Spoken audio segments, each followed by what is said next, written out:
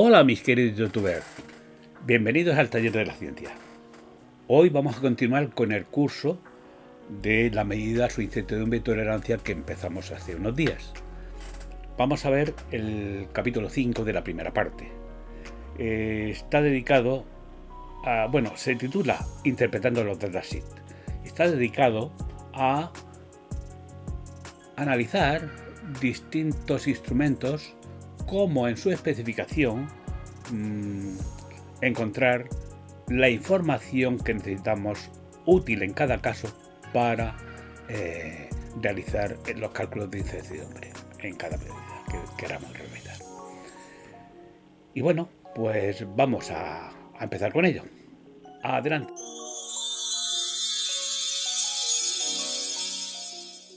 Empezamos este capítulo con el tema de interpretando los datasheets. Se trata de sacar la información que vamos a necesitar para la determinación de las incertidumbres, sacar esa información, repito, de las hojas de características, las hojas de especificaciones de los distintos instrumentos, aquel que realmente aplique al parámetro que estamos considerando. Pues bien, vamos a ver. Especificación. Representa las características del equipo garantizadas por el fabricante después de realizada una calibración. Esto es, si no se cumple esto, pues es exigible al fabricante que corrija este problema. Si se da, sería una avería del instrumento, ¿vale? Si no cumple su especificación en esas condiciones. Típico. Representa características del equipo no garantizadas por el fabricante. Describe las características que cumplirán algún mínimo del 80% de los equipos fabricados. Nos da una idea de cómo es la medida en este parámetro concreto. Nominal. Representa, como dice la palabra, el nombre. Representa características del equipo no garantizado por el fabricante y representa el valor del parámetro que es más probable que ocurra. La medida o moda de todas las medidas de un parámetro. Medido. Representa características del equipo no garantizadas. Representa el valor del parámetro medido en un instrumento durante la verificación de su diseño.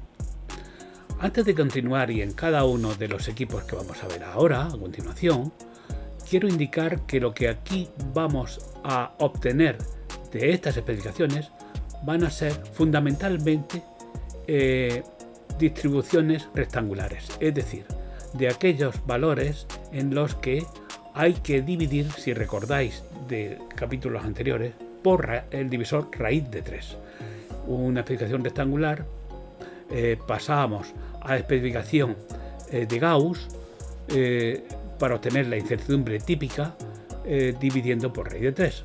Cuidado, importante, si solo vamos a utilizar este instrumento en la medición y no interviene ningún otro instrumento ni parámetro, en este caso usaremos tal cual está aquí la exactitud definida en las condiciones que define, es decir, el 100% de los casos deberán estar en esa condición.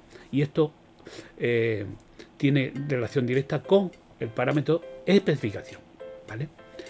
Si el instrumento está involucrado en una medida en lo que también intervienen otros factores, llamémosle adaptación de impedancias, llamémosle otros instrumentos adicionales, pues en ese caso deberemos utilizar incertidumbres típicas de cada uno de los contribuyentes a la medición, y para ello habrá que pasar el dato que obtenemos de estas hojas características, habrá que pasarlos a incertidumbres típicas, insisto, dividiendo por raíz de 3 o por raíz de 2 o por el parámetro que corresponda, deducido de lo que hemos conocido en el capítulo correspondiente a este asunto.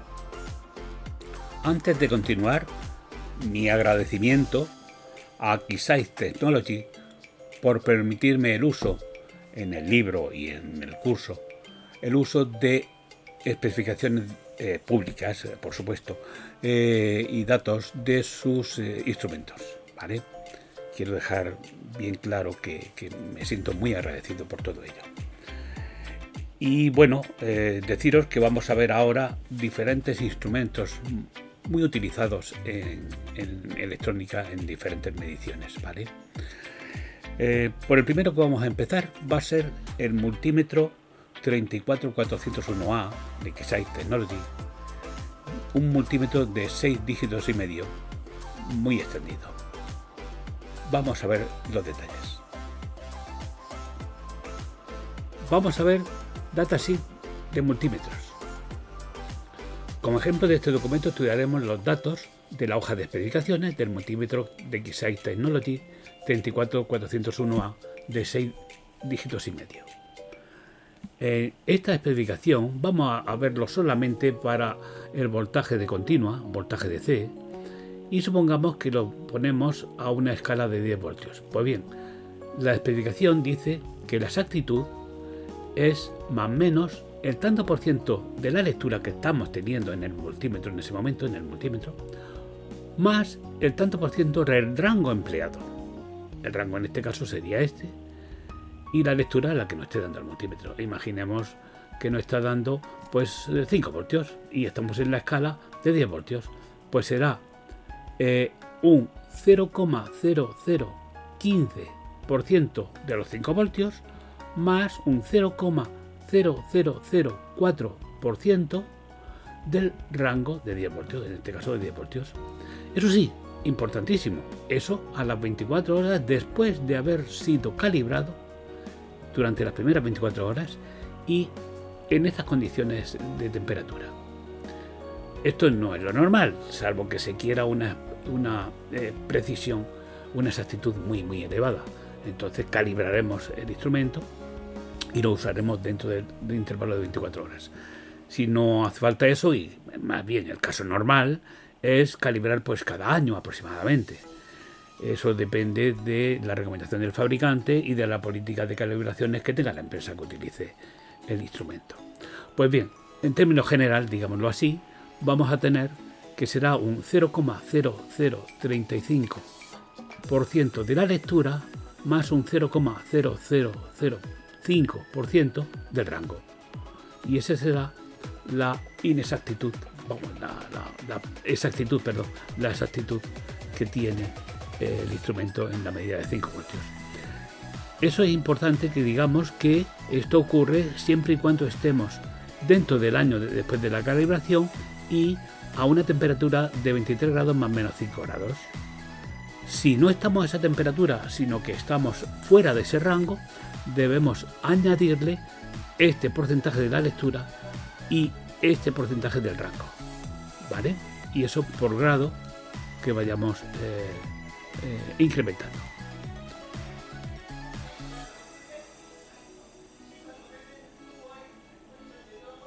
Aquí vemos el aspecto que tiene el multímetro en cuestión. Vamos a estudiar ahora la fuente de alimentación 3630A. Veamos sus parámetros útiles para el cálculo de incertidumbre cuando generamos voltajes. Vamos a ver ahora las hojas de características y de especificaciones de una fuente de alimentación, en este caso de Keysight también. Es el caso de la fuente E3630A. Si tenemos que utilizar esta fuente, que no es una fuente programable, es una fuente manual, pues y no tenemos, digamos, no disponemos de un multímetro para que tenga mayor exactitud para ajustar el voltaje de salida, sino que nos tenemos que fiar de su propio instrumento medidor, pues no pasa nada. Si ese es el caso, lo que vamos a hacer es coger y decir, a ver, ¿yo qué necesito aplicar? Una tensión, pues no sé, de 5 voltios. Vale, pues yo le doy al botón girador para aumentar el voltaje hasta llegar a los 5 voltios y cuando veo los 5 voltios en el display, pues me tengo que ir a lo que llama aquí meter accuracy, es decir, a la exactitud del medidor. Y me dice que es un 0,5% más 2 cuentas a 25 grados y dentro de más o menos 5 grados centígrados. Pues bien, pues aplicaría el 0,5% de los 5 voltios y además 2 cuentas. ¿Qué significa esto 2 cuentas? Ya lo hemos visto en charlas anteriores. que en definitiva esto se trata de, voy a poner la fuente, de el último dígito que pueda fluctuar en 2 dígitos para arriba o 2 dígitos para abajo, ¿vale? Es decir, 2 unidades para arriba o 2 unidades para abajo. Por ejemplo, si da 5,0, pues aparte del 5% que hablamos de incertidumbre, tendríamos adicionalmente pues 1, 2, menos 1, menos 2, ¿vale? Más menos 2 cuentas. No, más 2 cuentas. Con una sola de ellas es suficiente. Muy bien. Pues esto sería lo que tendríamos que tener en consideración para el caso de un voltaje de una fuente de alimentación. Si hablamos de la corriente, pues también tendríamos que ver ese tipo de información. Si no la tenemos directamente, también la tenemos aquí. Fijaros que no hace comentario de que esto sea para voltaje o corriente, por tanto es aplicable a los dos casos, ¿vale? Pues nada más. Veamos a continuación el generador de funciones 33250A. Vamos a ello. Vamos a ver ahora las hojas de características de un generador de funciones, en este caso el 33250A de Keysight Technology. Muy bien, aquí nos podemos plantear dos consideraciones respecto de las incertidumbres que queremos evaluar. Uno de ellos es la incertidumbre de la frecuencia que apliquemos y también la incertidumbre de la amplitud de salida que apliquemos. Pues bien, en ambos casos tenemos aquí los datos que necesitamos. Si hablamos de incertidumbre de la frecuencia, pues nos damos cuenta de que tenemos aquí una exactitud para un año. Esto es importante que se considere el tiempo para el que es válido esa exactitud. Y nos dice que es, si estamos a 18 grados hasta 28 grados, pues es 2 partes por millón. Evidentemente este tipo de forma de dar la especificación convendría pasarla a la que estemos manejando habitualmente. Si estamos trabajando en tantos por ciento, pues pasaremos las 2 partes por millón a tanto por ciento, ¿vale? Si no, pues la dejamos en parte por millón. Todo depende de que haya que asociar esta incertidumbre con otras que intervengan en la medida o que vaya en solitario. Si va en solitario se puede expresar así perfectamente. Si va en otra hay que homogeneizar las unidades. Pues bien, si estamos entre 0 y 55 grados, pues tendríamos que considerar una exactitud menor, que en este caso sería 3 partes por millón. Si hablamos ahora de aplicar una amplitud y queremos también determinar la incertidumbre, pues nos damos cuenta que la información que nos dan es la siguiente. Primero, que la exactitud nos la dan para 1 kHz y para un voltaje pico a pico mayor de 10 milivoltios, en la condición de otro rango. Y nos dice que es más o menos 1% del valor puesto, del setting, más o menos 1 milivoltio pico a pico, porque sí, es decir, esto es un error, una incertidumbre que aplica a no importa qué condición de voltaje de salida apliquemos, ¿vale? Sin embargo, si estamos fuera de 1 kHz, por ejemplo, estamos a 10, por ejemplo, hasta menos de 10 MHz, hasta menos de 10 MHz, adicionalmente habría que considerarle más o menos 1%, ¿vale?, del valor de la amplitud que estemos dando. Si estamos en el rango de 10 a 50 MHz, más o menos un 2% adicional. Si estamos en el rango de 50 hasta 80 MHz, pues más o menos un 5%. ¿Esto de qué va? Esto va de la planicidad de del voltaje de salida con la frecuencia. Es decir, no se mantiene el voltaje de salida para todas las frecuencias exactamente al mismo valor. Y hay una especificación de planicidad. Pues claro, si fijamos un valor de amplitud y vamos variando la frecuencia, vamos a ir teniendo diferentes voltajes de salida fluctuando entre los valores aquí indicados. ¿De acuerdo? Otro parámetro a tener en consideración puede ser la impedancia de salida. Por ejemplo, en este caso sería un offset. Perdón, en este caso estamos hablando del offset. ¿vale? Offset dice que es esto, más dice, precisión del offset. Dice 1,5, un 1% del setting que hayamos puesto, más 2 milivoltios, más 0,5% de la amplitud. Bien, esto es la exactitud del offset que pongamos también en la amplitud que hayamos considerado. De la impedancia de salida no dice nada, me he confundido con algún otro caso. Muy bien, pues este es el instrumento que hemos considerado en este caso y pasamos a otro instrumento diferente. Vamos a ver ahora el generador de pulsos 81101A.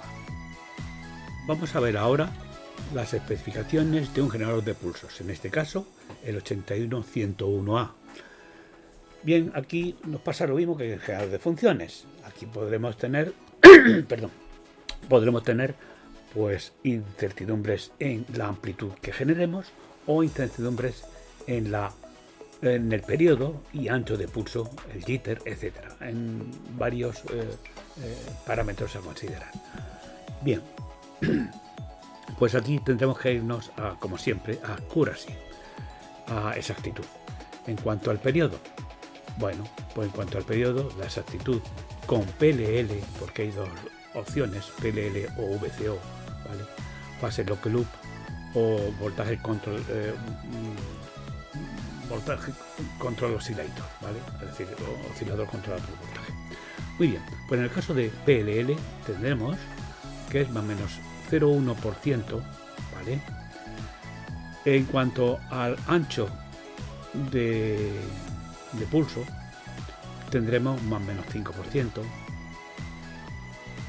Si usamos un delay, pues tendremos también una exactitud del más o menos 5%, más o menos un nanosegundo.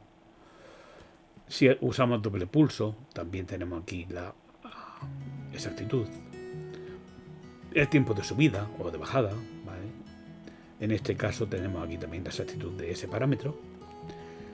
Y bueno, pues esto es lo que deberíamos de considerar en el caso de usar un generador de pulsos. Adicionalmente, en la amplitud debemos considerar, pues aquí tenemos de amplitud en estas condiciones que son más o menos 3% más 75 milivoltios si estamos con una impedancia de salida de 50 ohmios, o más o menos 3% más 150 milivoltios si estamos con una impedancia diferente de 50 ohmios, entre 1 kiloohmio y 50 ohmios. En cuanto a la impedancia de salida, aquí es importante también, es seleccionable y consecuentemente tendremos una exactitud en la imposición de la impedancia de salida. En este caso, la típica, cuidado, aquí no es especificada, la típica es 1%. Si no tenemos nada especificado y queremos tener algún dato a este respecto, pues podremos considerar este dato como especificación. Eso será al criterio del evaluador.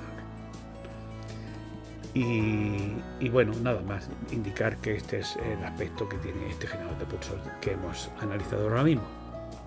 Vamos a ver ahora un equipo muy utilizado, que es el osciloscopio. En este caso vamos a estudiar las especificaciones que nos interesen del osciloscopio MSO 6034A. Pasamos ahora a ver un instrumento estrella, el osciloscopio. Este instrumento se utiliza mucho para medidas de voltaje, para medidas de frecuencias, para múltiples aplicaciones, ¿vale? Entonces, es un instrumento que debemos de tener muy presente cuáles son sus limitaciones para hacer todo este tipo de mediciones, aparte de visualizar señales, por supuesto. Pues bien, tenemos aquí medidas a realizar de amplitud, por ejemplo, y podemos usar un cursor o bien dos cursores. ¿Lo recordáis? Los cursores para fijar una amplitud pico a pico, por ejemplo, de una señal sinusoidal, etc. Pues bien, el propio fabricante te dice cómo debes de considerar este tipo de datos. Dice, en el caso de que vayas a usar un solo cursor de la medida, pues entonces tienes que hacerlo, aquí te explica lo que hay dice es más menos DC Vertical Gain Accuracy. Está dando este parámetro, más menos 2% del fondo de escala, más DC Vertical Offset Accuracy. DC Vertical Offset Accuracy, si es menor de 200 milivoltios, pues por división es entonces más menos 0,1 divisiones, más menos 2 milivoltios, más menos 5% del offset value, del valor del offset. Y si es más de 200 milivoltios, pues estas otras características que hay aquí. Tan solamente varía en esto de acá. Muy bien, aparte de eso, más o menos 0,2% del fondo de escala. ¿De acuerdo? Y te pone un ejemplo. Para una señal de 50 milivoltios, etcétera, etcétera, pone todos los datos aquí y nos da el resultado. En definitiva, para una medida con un cursor simple, con un solo cursor, pues hay que meter varios elementos que nos dan la exactitud de ese parámetro. Si trabajamos con dos cursores, pues en este caso tendremos también el ejemplo aquí de cómo averiguar la incertidumbre con la que se mide, con este ejemplo, etcétera. Y vemos que efectivamente con dos cursores tenemos para la misma condición de 50 milivoltios de señal, ¿vale? Pues tenemos 1,92 milivoltios en el caso de doble cursor frente a 4,7 milivoltios en el caso de un simple cursor, ¿de acuerdo? Cosa que debemos de tener en cuenta cuando vayamos a hacer nuestra medida y consecuentemente también de ahí deducir la inexactitud. Si hablamos de, como dice, del horizontal, en este caso hablamos de tiempo, ¿vale? Consideraciones de medidas de tiempo. Pues bien, tenemos aquí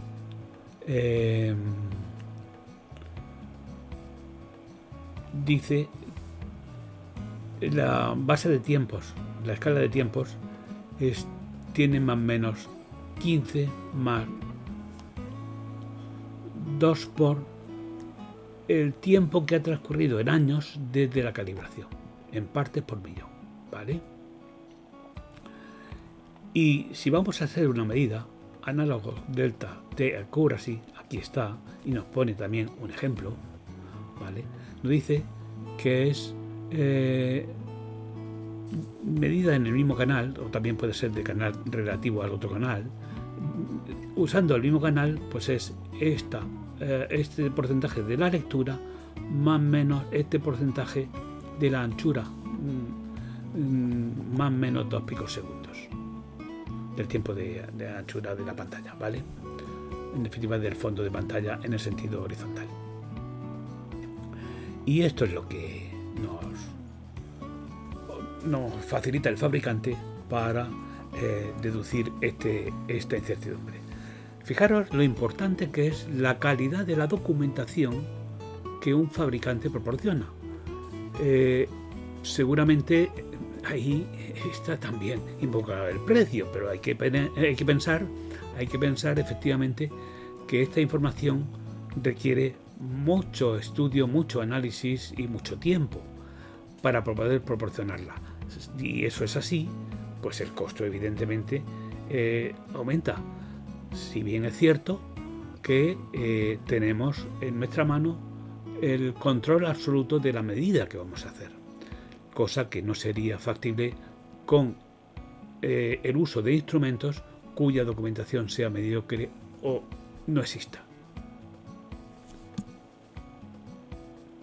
Y este es el osciloscopio en cuestión que hemos usado como ejemplo, ¿vale? A continuación damos paso al generador de RF E8257D. Vamos a ver ahora el datasheet o hoja de características de especificación de un generador de RF, realmente un generador de primera línea de la marca de Keysight Technology. Hablamos del E8257D, ¿vale? Bien, pues en cuanto a frecuencia, la exactitud que define aquí el fabricante, la forma de calcularla, dice que es más o menos time dice tiempo desde el último ajuste por la tasa de tiempo, más efectos de la temperatura, más efectos de la voltaje de línea, más la calibración, la exactitud de la calibración. ¿Y dónde están todos estos datos? Pues los da aquí a continuación. Dice tiempo desde el último ajuste por aging rate. El aging rate nos lo da aquí, nos dice, o sea, la tasa de antigüedad nos la da aquí, que es más o menos 3 por 10 elevado a 8 por año, o esto por día después de 30 días. En función de lo que vayamos a usar, pues usamos este dato. Lo normal es usar el dato por año, a menos que querramos una precisión muy grande y justo después de calibrarlo, poco después de calibrarlo, querramos hacer alguna medida muy precisa. Si no, pues nos apañamos con el del año, que es cada vez que habitualmente o bueno, frecuentemente se calibra un generador de estas características. Pues bien, cogeríamos este dato de aquí, ¿vale? Por el número de años. En este caso, pues si es medio año, pues por 0,5, ¿vale?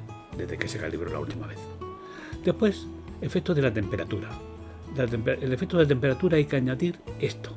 Hay que sumarle, además, esto, siempre que estemos en el intervalo de 0 a 55 grados. Además, el efecto del voltaje de línea. El efecto del voltaje de línea viene dado aquí, ¿vale?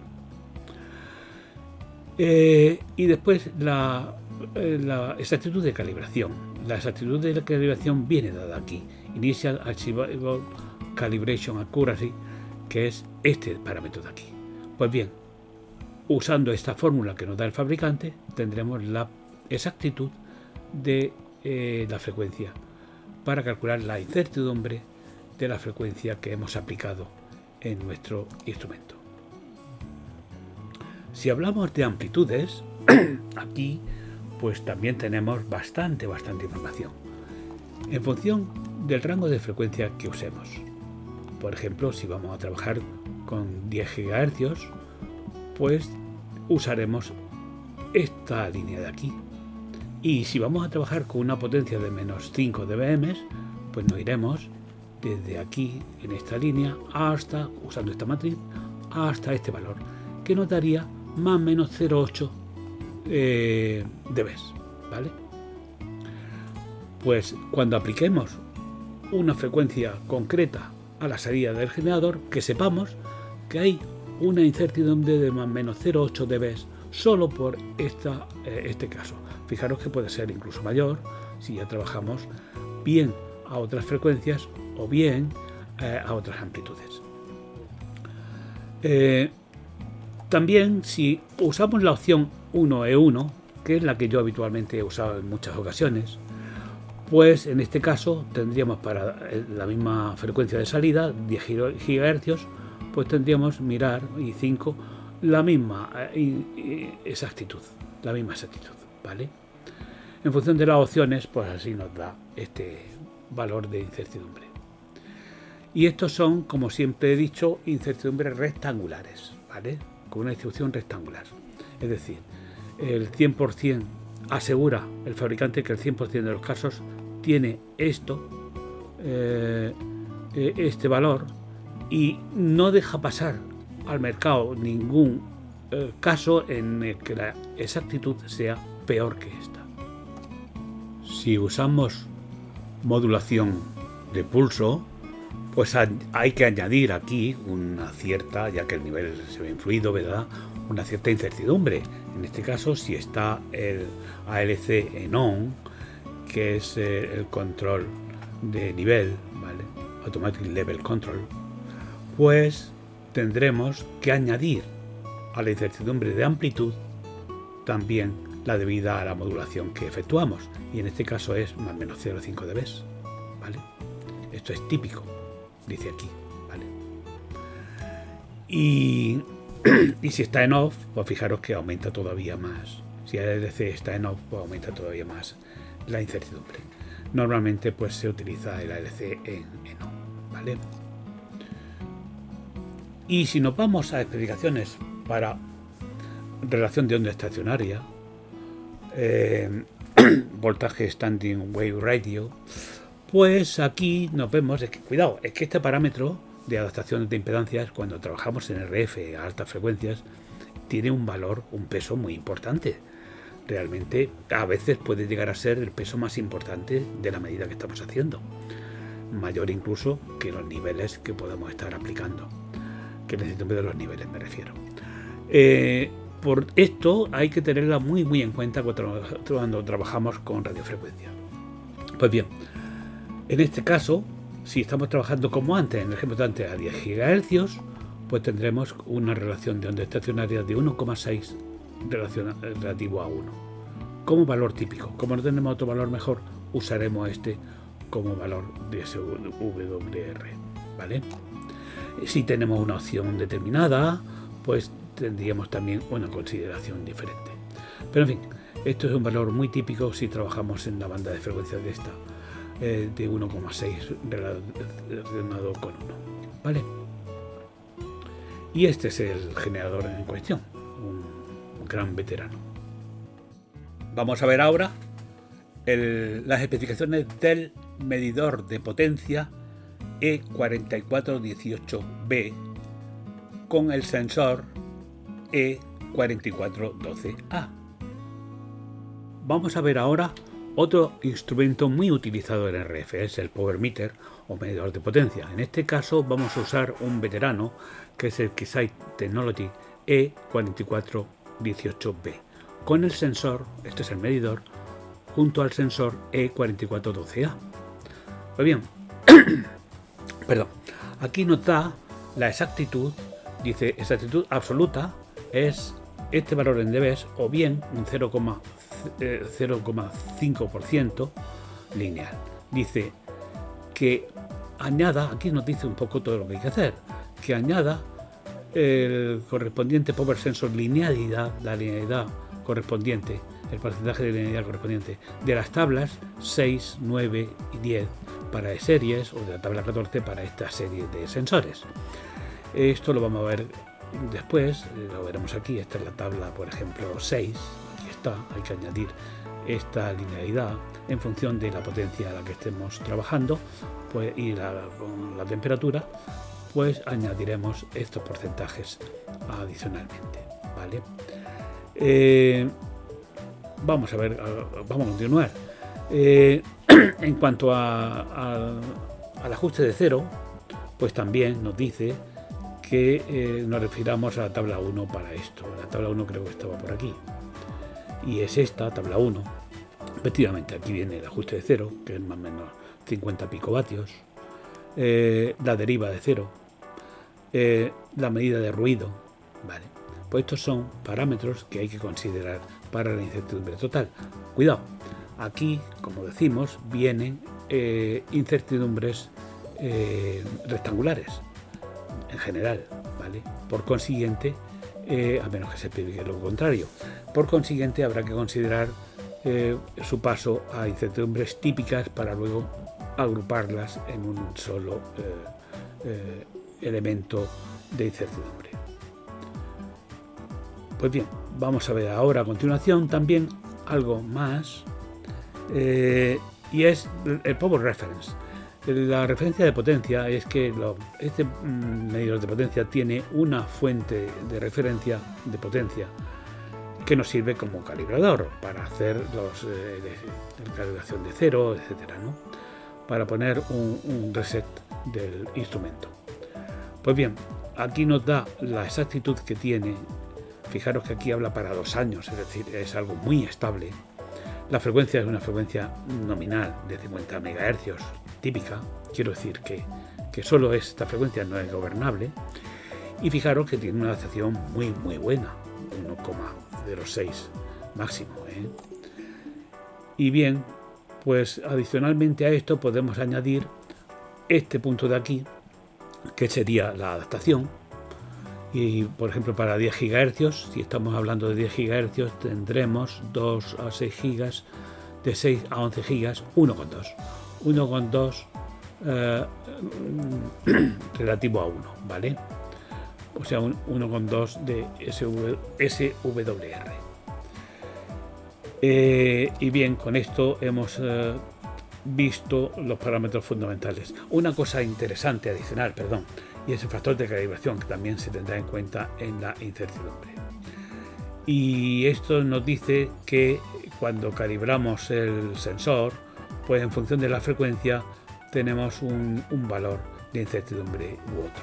Si estamos, por ejemplo, trabajando de gigahercios, pues el factor de calibración será de 2,4%, ¿vale? Este es el instrumento en cuestión que hablábamos, esta es la fuente de referencia que hablábamos antes, y bueno, tienes ajustes de cero, etcétera. Esto es un ejemplo que indicamos que, bueno, fijaros, para hacer un trabajo completo habría que utilizar todos estos parámetros, y estamos hablando de un montón de ellos, ¿vale? Por eso, como a veces es difícil de obtener este tipo de información de muchos instrumentos, a ver si se tienen y se pueden usar, pues genial. Si no, al menos nos debemos de fijar en los más relevantes, en los más importantes y en los de más peso. Por ejemplo, la adaptación. Fijaros que la adaptación tiene un peso importante. Y aquí nos dice el divisor, para pasar a incertidumbre típica. Otro es el power meter de instrumentación. El instrumento en sí, de medición, pues tiene también esto, que es una incertidumbre rectangular. Esta era en forma de U, ¿verdad? Una incertidumbre rectangular, y el divisor sería raíz de 3. Rectangular, aquí lo pone, ¿verdad? Otra, el factor de calibración, que es una incertidumbre de tipo gaussiano, y el divisor sería 2. Y este es factor de la incertidumbre a considerar. Y fijaros, esto también es muy importante, en la linealidad, ¿vale? Entonces, si al menos tenemos en cuenta los de mayor peso o los de mayor uso, digámoslo así, pues vamos a tener un determinado control sobre la incertidumbre dada en la medida con este instrumento. Y nada más. De este instrumento no quería decir nada más. Veamos el analizador de espectro E4440A. Vamos a ver ahora especificaciones del analizador de espectro de Keysight Technology E4440A. Las especificaciones que más nos van a interesar van a ser las debidas a la frecuencia y a la amplitud. Podemos ver otras adicionales, pero fundamentalmente van a ser esas las que nos interesen. Entonces, para la frecuencia de referencias tiene una exactitud que viene dada por esta fórmula que da el fabricante. Dice que es más o menos el tiempo desde el último ajuste por la tasa de antigüedad más la estabilidad de temperatura más la exactitud de calibración. Pues el aging rate que llama aquí viene dado por este parámetro por cada año, ¿vale? Luego aquí que pondremos el número en años, el tiempo que ha transcurrido desde la última calibración por esta tasa, que es este número, ¿vale? Después a esto habrá que añadirle la estabilidad de temperatura, y eso viene aquí, temperatura stability. Aquí dice que es en estas condiciones este valor y en estas condiciones este otro valor. En función de en qué temperatura estemos, utilizaremos una u otra. Y luego la exactitud de la calibración, y eso es el parámetro que dice aquí Archivable Initial Calibration Accuracy, y este parámetro viene dado por este valor, y este sería el que habría que colocar aquí, ¿vale? Aquí viene un ejemplo para que veamos cómo se utiliza, pero vamos, el cálculo es muy sencillo y ya está. Si lo que queremos es conocer la exactitud de la lectura de una frecuencia de start, de stop, centro de frecuencia, etcétera, todos estos valores vienen dados por esta incertidumbre aquí definida, ¿vale? Marker frequency, el valor indicado en el marcador, la frecuencia de referencia accuracy, que la hemos calculado aquí, ¿vale? y 0,25% del span, un 5% del ancho de banda y más 2 hercios y más 0,5 por la resolución horizontal. Y la resolución horizontal viene dado que es el span dividido por el número de puntos elegidos menos 1. Con lo cual tendríamos la fórmula para calcular la incertidumbre, vamos, la exactitud de la lectura de frecuencia. Si lo que medimos es con el puro marker, pues viene aquí otra fórmula semejante, ¿vale? Si nos vamos ahora a explicaciones de amplitud, pues vemos que si trabajamos exclusivamente a 50 Hz, bueno, antes de eso yo querría decir lo siguiente. Viene dado en estas condiciones, es decir, en función de las condiciones en que pongan, del setup que le ponga al analizador de espectro, así tendré un valor más o menos diferente, pero en general de un orden de magnitud muy similar. Lo que es importante es decir, bueno, yo esto lo doy en estas condiciones. Dice total absolute amplitud accuracy, dice estas son las condiciones. En el atenuador puesto en 10 dB, entre 20 y 30 grados, con un ancho de banda, un bandwidth de entre 10 hercios y 1 MHz y una amplitud de señal de entre menos 10 y menos 50 dBm. Todos los settings en autocoplado, excepto esto, etcétera. En estas condiciones, en definitiva, pues dice que si mido a 50 MHz exactamente, la exactitud es 0,24 dB. Fijaros, 0,24 dB es la especificación. Sin embargo, el valor típico en que esto va a estar, esta exactitud va a ser de 0,06 dB. Fijaros, lo que pasa es que esto no lo garantiza el fabricante para todos los casos y en todas las condiciones, ¿vale? Mientras que este sí. Por otro lado, a todas las frecuencias, cuidado, esto es una frecuencia única, fija. Sin embargo, a cualquier frecuencia viene dado por la misma exactitud, más la respuesta en frecuencia que tenga. Fijaros que la respuesta en frecuencia no es más que la planicidad que tenga el equipo para dar mayor amplitud o menor en esas condiciones. Pues bien, en ese caso hay que añadir al 0,24 dB en especificación la respuesta en frecuencia. ¿Y cuál es la respuesta en frecuencia? Pues la respuesta en frecuencia depende de las bandas en las que trabajemos. Por ejemplo, si vamos a trabajar a 10 GHz, estaremos en esta banda y nos dice que la especificación es más o menos 2 dB. Es decir, que a los 0,24 hay que añadirle más o menos 2 dB. Fijaros que habla de típico 1, pero fijaros que es un valor importante. Por eso, para medir potencias absolutas, un analizador de espectro no es el mejor instrumento. Hay otros mejores, como un power meter, o bien con fundamentalmente un power meter, ¿vale? Y en función, ya os digo, de la frecuencia, pues cuando nos subimos a una frecuencia muy alta, pues ya tenemos una inexactitud mayor. Sin embargo, a frecuencias muy bajitas, pues ya tenemos 0,38 dB, lo cual es relativamente pequeño. Muy bien, pues este es el equipo al que nos hemos referido antes. Ahora vamos a ver el analizador vectorial de redes N5230A.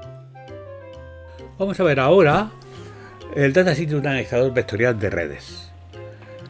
En este caso, este instrumento puede trabajar en dos modos, en modo corregido y en modo no corregido. Evidentemente, el modo corregido es el habitual, pero que sepamos que en modo corregido lo que hace este instrumento es determinar matemáticamente una serie de valores y de correcciones tal que aumenta muchísimo la exactitud con la que puede llegar a medir.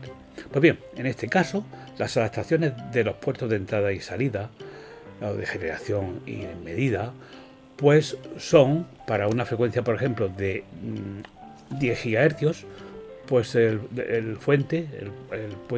puerto de salida es de 44, la adaptación es de 44 dB, bastante buena. Y el puerto de lectura pues es de 42 dB. Como veis, unas adaptaciones excepcionales. Este es el instrumento del cual estamos hablando. Este es el calibrador, ¿vale? Calibrador electrónico junto con el equipo. Bien, si lo que vamos a medir es en modo corregido el parámetro de adaptación de entrada S11 o adaptación de salida S22, pues aquí en esta tabla, en este gráfico nos viene dado la incertidumbre lineal que podemos sacar de aquí. Por ejemplo, imaginemos que tenemos un dispositivo del cual queremos medir su adaptación de entrada y que son menos 14 dB. Si tenemos en Return Loss, ¿vale? RL. Pues bien, eso si se pasa a lineal, a RAW, pues tendremos que corresponde a un 0,2. Entonces, para un RAW de 0,2 tenemos una incertidumbre de 0,07 lineal, ¿vale? Y ese sería el valor que obtendríamos, ¿vale? Pero eso sí, cuidado, el lineal no debe ser en este caso. Si hablamos ahora de grados, para tener los dos parámetros, amplitud y fase, pues para 0,2 de coeficiente de reflexión, pues tendremos del orden, estamos hablando el círculo que es de 10 gigas, pues estamos hablando de unos 3 grados aproximadamente, ¿vale? Pues la incertidumbre sería del orden de unos 3 grados en esa medida. Cuidado, ya sabéis que esto es en valores rectangulares, con una distribución rectangular. Si queremos calcular o necesitamos determinar las incertidumbres típicas, pues habrá que dividir cada uno de estos parámetros que hemos visto por raíz de 3. Y lo que vamos a medir en modo corregido es la ganancia del dispositivo, el S21. Fundamentalmente el S21 se mide más que el S12. Pues el S21 sería, si tenemos un dispositivo que queremos medir que tiene una ganancia de, en este caso una pérdida, no sería un atenuador, por ejemplo, una ganancia de menos 10 dB, pues un coeficiente de transmisión definitiva del dispositivo de menos 10 dB, pues tendríamos que para esa condición a la frecuencia de 10 GHz tendríamos una incertidumbre en dB de 0,1 dB, ¿vale? Y ya operaríamos en consecuencia para calcular incertidumbres típicas, etcétera, como ya veremos más adelante. De aquí estamos aprendiendo a leer los parámetros que nos sirven a nosotros para conocer exactitudes o incertidumbres en las medidas que hacemos. Si el parámetro que queremos valorar ahora es la incertidumbre en grados de esta medida del parámetro S21, pues volveremos al mismo coeficiente de transmisión y miraremos que esto nos da del orden de una incertidumbre en grados de 1, pues sería de este sería 1 y esto 2, pues aproximadamente casi 2 grados, un grado con 8 aproximadamente, ¿vale? De ese orden. Si estos mismos parámetros los evaluamos en una condición de no corregida del analizador de espectro, es decir, no hemos calibrado ni nada, pues evidentemente la situación es muy diferente. Fijaros, el puerto de adaptación, la adaptación del puerto de entrada, del puerto de generación, pues sería a 10 gigas, 10 dB con estas opciones que use, o 11 dB. Estamos hablando de unos valores muy lejos de los 44 dB que veíamos al principio cuando trabajábamos en modo corregido. Por eso es súper interesante trabajar siempre en modo corregido con el calibrador y demás, ¿vale? Y también podemos ver el puerto de lectura, igual, para esa misma frecuencia, pues tenemos unos valores más típicos de otros instrumentos que no son este. Y luego en la medida de potencia, aquí tenemos para 10 GHz también, del orden de una incertidumbre, en función de la opción, pero vamos, incertidumbre del orden de 1,5 dB, más o menos 1,5 dB, un dB, de ese orden de magnitud, ¿vale? Lo cual, pues no es que sea muy bueno, pero vamos, no está mal. Es mejor en este caso, para medir potencia, nivel de potencia, es mejor un power meter. Ya veremos que, o no sé si lo veremos en este curso, pero existe la posibilidad de calibrar la medición de potencia con un power meter y poder medir con mejores exactitudes que las que aquí se reflejan. Vamos a estudiar el caso de un convertidor ADC. Vamos a ver ahora las características o las especificaciones de un convertidor ADC, y en función de ellas, de las características que tenga este dispositivo, pues podremos establecer un poco cuál es la resolución y consecuentemente la incertidumbre típica que podremos evaluar, ¿vale? Bien, pues asumiremos los siguientes datos de un ADC: el número de bits que sean 14, el voltaje de referencia que sea más o menos 2 voltios, el voltaje de entrada que sea simétrico. Para una correcta distribución de niveles, dividiremos la referencia de 2 voltios entre los 2 elevado a 13 menos 1 estados. Es decir, hacemos esta división y nos da una resolución de 0,244 milivoltios. Hablamos de 244 microvoltios por estado. ¿Vale? Esta sería la resolución de la ADC. Los estados serían estos: los 2 elevado a 13 menos 1 estados en negativo y los 2 elevado a 13 menos 1 estados en positivo. Y sería desde el 0 hasta el menos 2 y desde el 0 hasta el más 2. Aquí tenemos los 8191 estados más los mismos en positivo. Pues bien, la incertidumbre típica aquí pues vendría dada por la resolución dividida por raíz de 3, ya que esto es una especificación. Por consiguiente nos daría una incertidumbre típica de 0,14 milivoltios, es decir, 140 microvoltios. Y esto es lo que quería decir al respecto.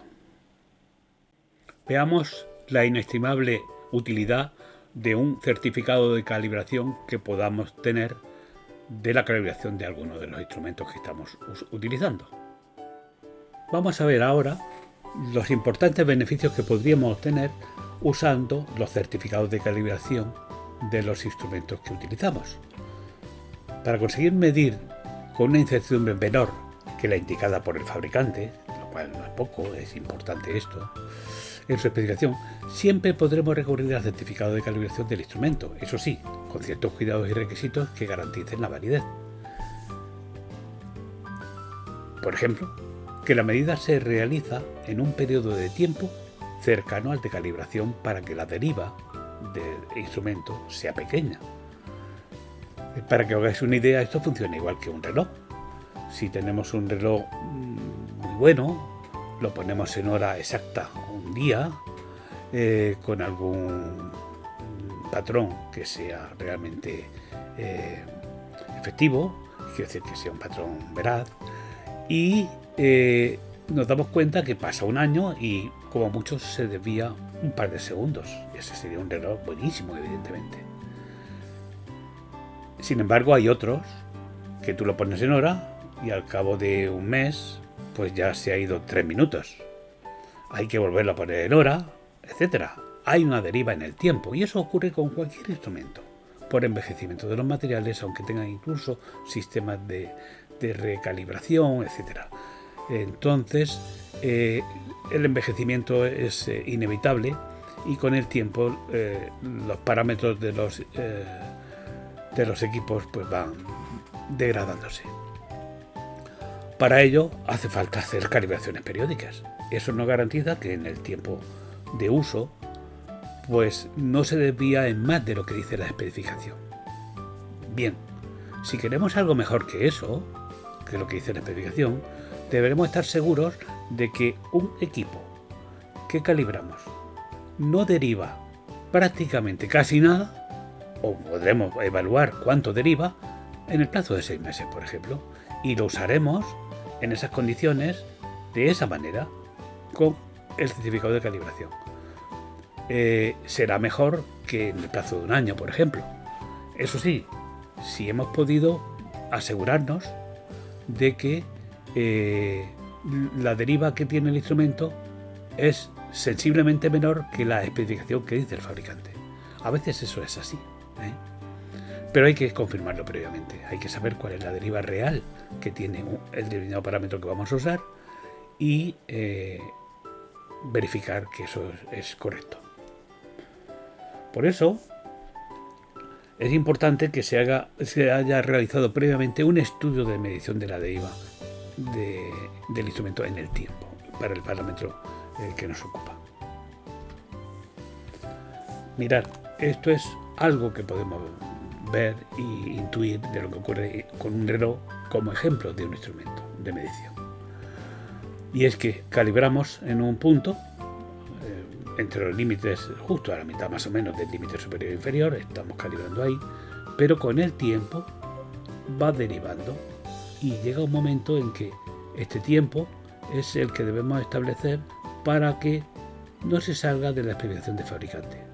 Si calibramos un día y no volvemos a calibrar en muchísimos años, evidentemente se habrá degradado probablemente más que la especificación indica. Eso casi con toda probabilidad. Por eso periódicamente hay que volverlo a reponer en su sitio, para que la deriva, con una deriva pequeña, eso depende de la calidad del instrumento también, con una deriva muy pequeña, pues podremos usar, si este tiempo es un tiempo y hemos podido verificar que deriva muy poco en un año, pues no usemos la especificación, usemos la deriva máxima que tiene el instrumento en un año y eso será fiable. ¿Vale? Pues bien, esto es lo que quería comentaros. Y sin más, me despido hasta el próximo vídeo.